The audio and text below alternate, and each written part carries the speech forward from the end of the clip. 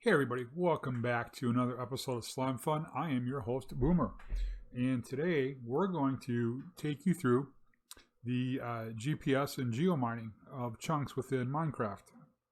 Now, initially, when Slime Fun got added into the SkyGrid server with Slime Fun, geo mining wasn't anything that anybody even talked about because it took us forever to really get going. We had one or two people on the server that were somewhat familiar with it, and we were kind of leaning on their knowledge to get us going, and so it got off to a really slow start. And then all of a sudden we realized that for the most part, if you're geomining just to get the ore chunks, it's a waste of time and money and effort. Unless you're handed the materials free of charge, it wasn't worth the effort just to get the ore chunks. But we realized that it was worth the effort for one thing. Really two, but mainly one, and it's buckets of oil. Because buckets of oil give you plastic. Plastic is needed for Android interfaces, and a whole ton of other things. And so we realized we need to figure out how to get this working. And that little guide I'm holding, we spent a lot of time and are looking at this going, wow, there's a lot to it. We also realized after 5 minutes of actually mining that buckets of oil in Slimefun are not a renewable source. In other words, there are only so many. Now our map is 20K by 20K.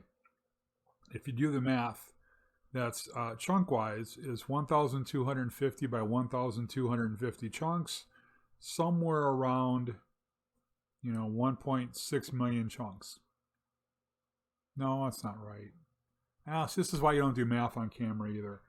But anyways, it's somewhere around 1.625 million chunks, I believe.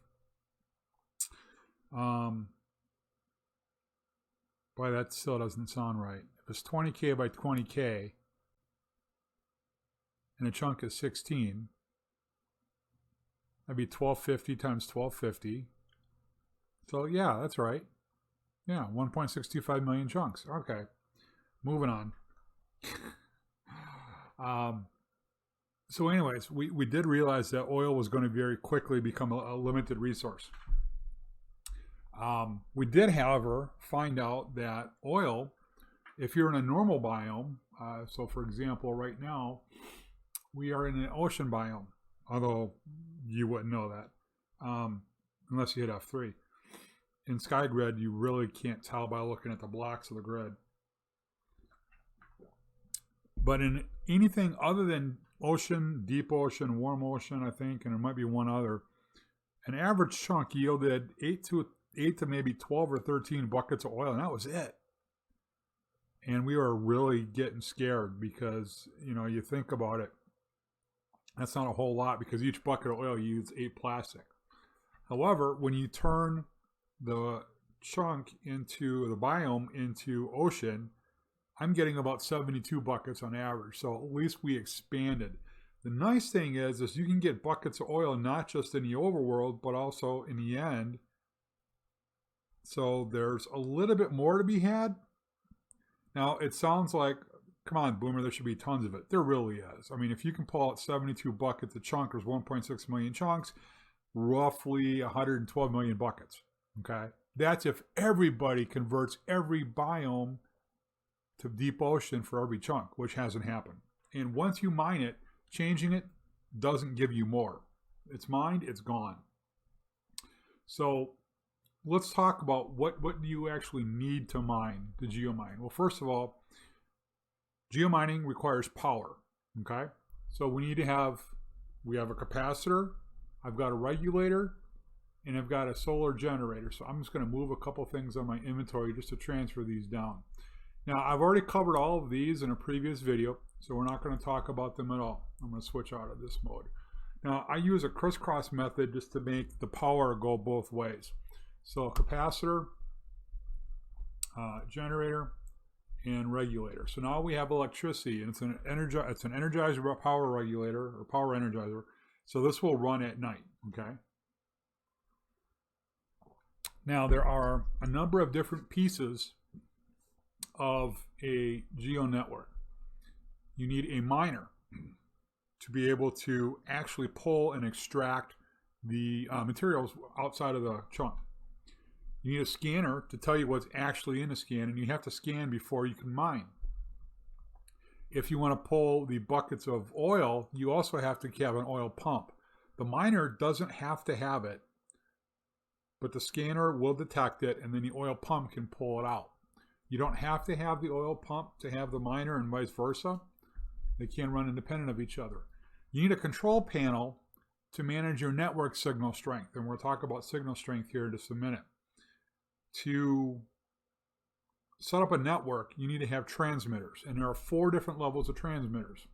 You have a basic GPS, which runs very minimal power, but it also has very minimal strength. The advanced GPS transmitter runs enough power to where you can set one of these down and it energizes the entire network. And I was able to scan chunks 9,000 blocks away. So here's the thing. You need to have a network level of 600 units, whatever you want to call it. It takes a basic transmitter, takes your Y level in the world. So currently, if I look at my Y level, I'm looking at 125. So if I place down a basic transmitter, when I set down the control panel with it, it will tell me my network signal strength is 125. In other words, a basic transmitter takes your Y level, that's the signal strength you're at. When I look at the advanced GPS transmitter, when I place it down at Y equals 125, it gave me a signal strength of 600, which is enough to run the network. So you either need 5 of the basic GPS transmitters or 1 advanced GPS transmitter. So it got me thinking, and I haven't got an answer yet. Why have transmitters that are much more powerful than that if there's no extra benefit to it? Because from there, we have a Carbonado GPS transmitter, and we have an energized GPS transmitter. And we'll show you those numbers here in a little bit. First, we're going to set up the network. So we're going to lay down the scanner, the control panel, the miner, and the pump. Okay. So we're going to go, let's see, where do I want the control panel? I want the control panel right here. And there's no reason why, I just want it there. Okay, it doesn't matter where they are. Now, I've already scanned this chunk, and that's why my miner went right back to work. But we're going to pull up the control panel to see. This is the transmitter overview. In other words, what transmitters are part of my network? Well, currently, I have no network down here, so I cannot scan. If a scan has been complete, you can stop it, interrupt it, pick up your entire network, and come back to it later if you so desire. Right now my network is offline, meaning it's not detecting any network. Even if it was online, right now it's saying the complexity level that I said, that signal strength of 600 you need, we're currently at 0. So if I place down that basic transmitter and I come back to the control panel, there's my GPS transmitter, and it shows my signal strength at 125. Now here's the only reason why I can think that they have the more advanced ones, is to reduce the ping a little bit. So we're going to test that theory. Okay, so that was an 8 millisecond ping. Let's put down the advanced GPS transmitter. Look at that. We have a signal strength of 600. The ping is still 8. So clearly that didn't do any different. We have 2 more transmitters that are much more powerful. So let's take a look at those. And let's try to figure out together, because I haven't gotten this far yet. And no one knows yet on a server, because we haven't tried doing this. We figured out once we had the network, we didn't go any further.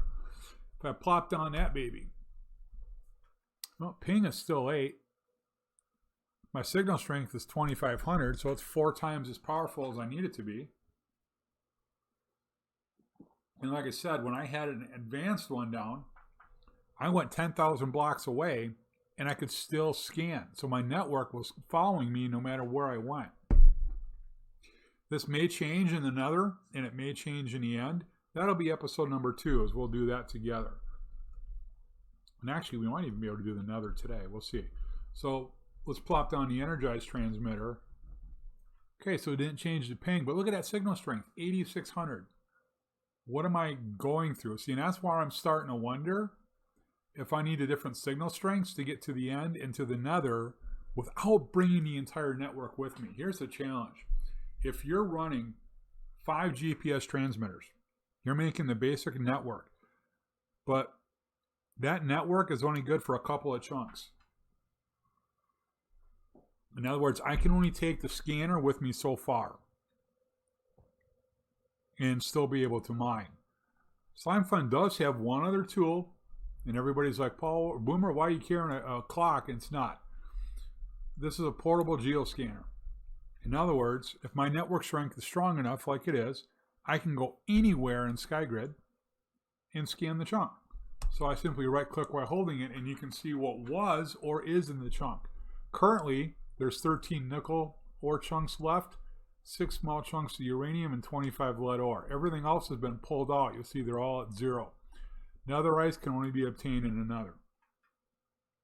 So I'm really curious, but I'm going to do it off camera. I'm going to set up networks in the end and the nether to try to figure out, how that works. So we're going to take this down and we're going to drop on the floor because I want to test a theory,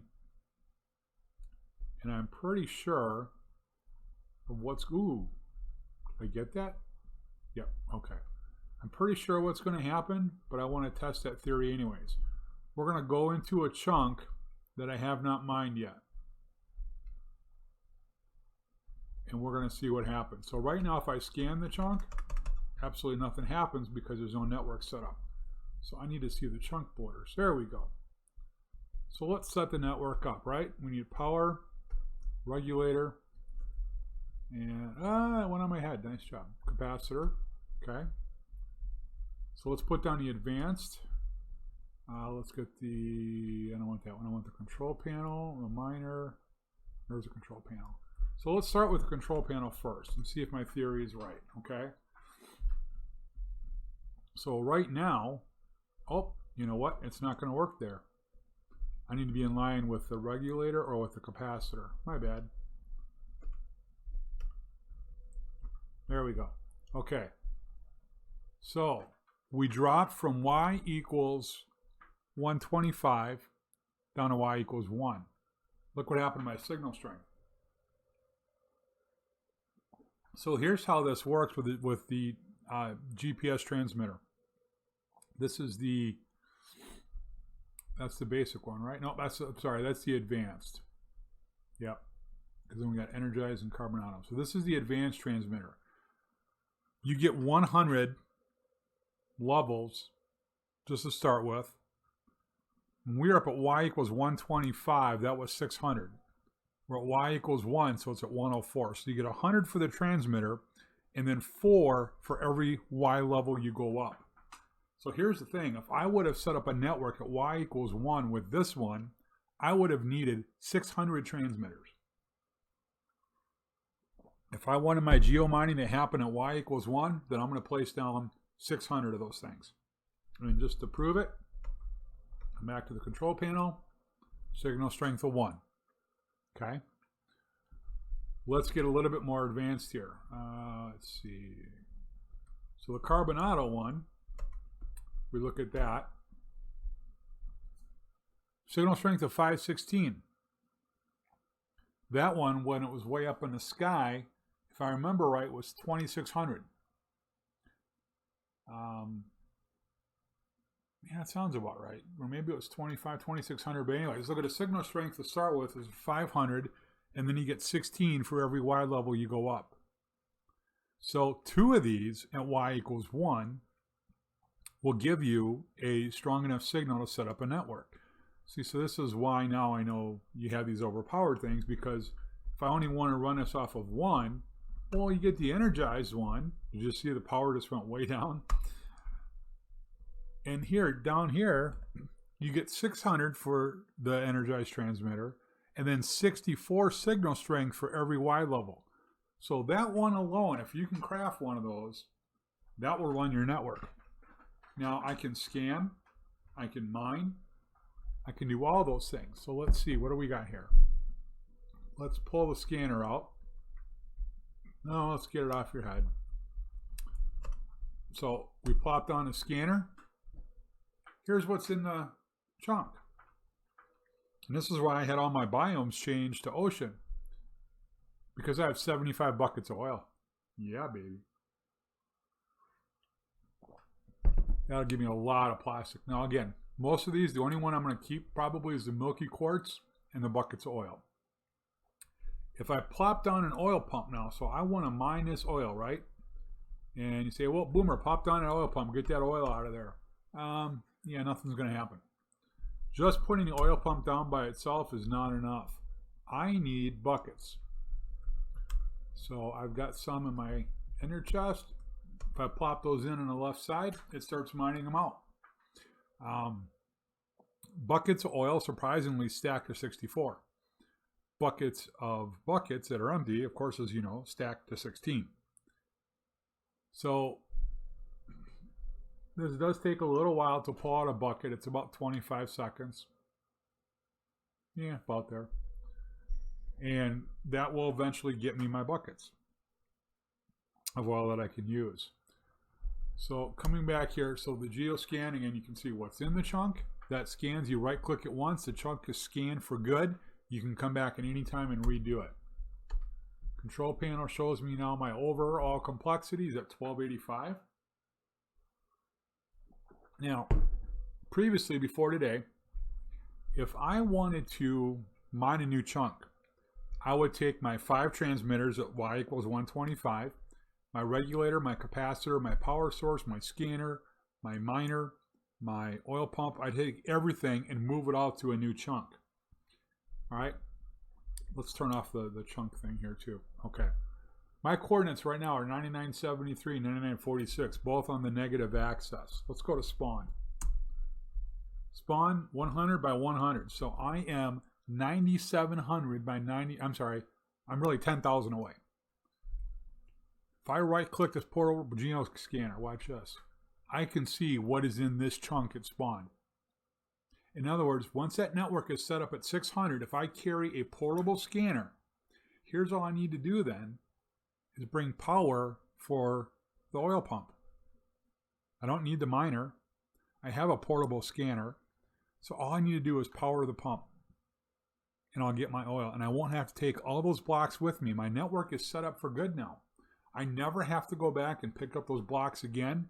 I can scan every chunk in the grid. And if I own it, I can place down a miner. If I don't own it, hey, somebody's there. If I don't own it, and it's available to be mined, I can mine it. And if somebody else owns it, great, that's their oil. Makes it a whole lot easier with that portable scanner. Now, as far as crafting cost-wise, let's kind of look at some of these. We'll start with the energized transmitter. It's pretty expensive. I would say on a scale of 1 to 10, probably about a 6 to 7. Probably a 7 because you have 2 blistering ingots, you have a carbonado. So right there, that puts it in the upper half of the difficulty levels. Nickel ingots, no big deal. Carbonado GPS transmitter, well, that's going to be 4 Corinthian bronze, a carbonado. 4 advanced, be bronze, 1 carbon. So, you know, cost-wise, I'm going to say 6 to 7 on that scale of 10. As far as everything else, let's go back here. Here we go. Control panel isn't too bad. Probably about a 2 electromagnet, maybe a 3. Advanced circuit board is simply a basic circuit board with redstone and lapis. Cobalt, aluminum, brass, nothing too fancy. The emergency transmitter we haven't talked about. The Geo Scanner, probably a cost-wise a 3 to a 4. You got 3 electromagnets and a motor, a couple steel ingots. They're not hard. They're just a little time-consuming. And then we want to get the oil pump up here too. So let's search for the oil pump. Okay, not bad. Again, a motor, medium capacitor. So cost-wise, probably about a 3. Couple of steel ingots and a bucket. And that's pretty much it. There is one other one I do want to look up. I thought the miner was separate. There we go. So the Geo Minor is probably a 5 to 6 because you do have a medium energy capacitor. You do have an electric motor plus an oil pump. 2 diamond picks, no big deal, but the reinforced alloy ingots, as you guys know, are kind of expensive. So I'm going to say probably a 5. But that's pretty much everything on the network. If you've got any questions, you'd like to know more, you got some comments, please leave them below. I thank you guys for watching. I really appreciate it. And as always, when you're on survival or SkyGrid, you got to go Boomer or you got to go home. We'll see you later.